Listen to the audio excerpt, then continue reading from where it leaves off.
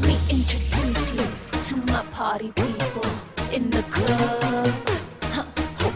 I'm loose, and everybody knows I get off the train. Baby's the truth.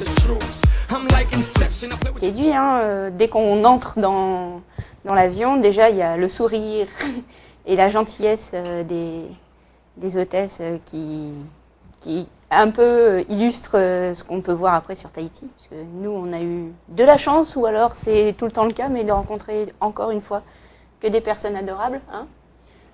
Oh que oui. Et puis il y a la fleur de Tahiti qu'on sniffe pendant tout le trajet pour se mettre dans l'ambiance.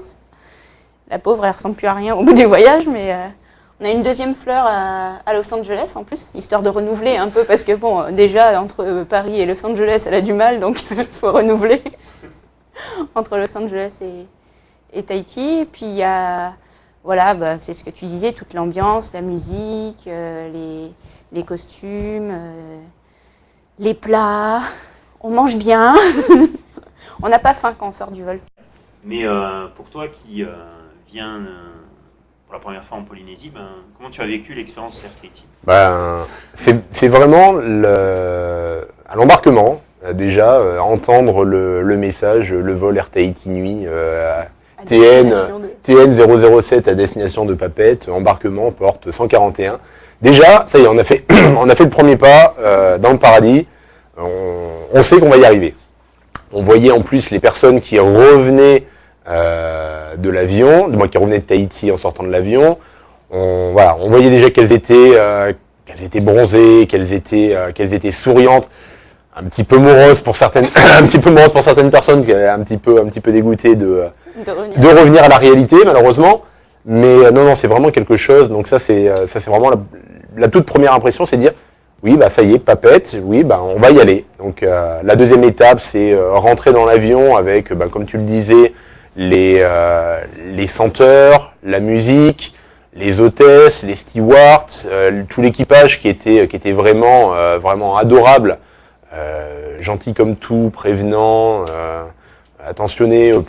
Professionnellement, je fais pas mal de voyages. On trouve pas forcément sur toutes les compagnies ce même niveau naturel. On le trouve, mais sur certaines compagnies, on sent tout de suite que le sourire est un petit peu forcé. Là, on sent qu'il est humain. C'est quelque chose de naturel. Ils ont envie de faire plaisir, ils ont envie de satisfaire véritablement le passager, et ça se ressent tout de suite, quoi. Il n'y a pas de demi-mesure. C'est on vous donne tout ou on vous donne tout dans tous les cas. Il n'y a pas de on vous donne tout. Voilà. C'est ça en fait. On nous donne du plaisir, du rêve. Quand on voit apparaître sur le petit écran la carte avec le trajet qu'il y a à faire, qui reste à faire, les temps, on se dit on est loin, mais en fait on se dit non, mais on est tout à côté. Puis arriver après à Papeete, déjà la porte qui s'ouvre, sentir les odeurs, même si on est sur un aéroport, il y a quand même une petite, il y a un petit peu de moiteur résiduelle, mais c'est pas de la moiteur qu'on peut retrouver en métropole, quoi. C'est déjà quelque chose de plus paradisiaque. On se dit ça y est, on vient de toucher le paradis, quoi.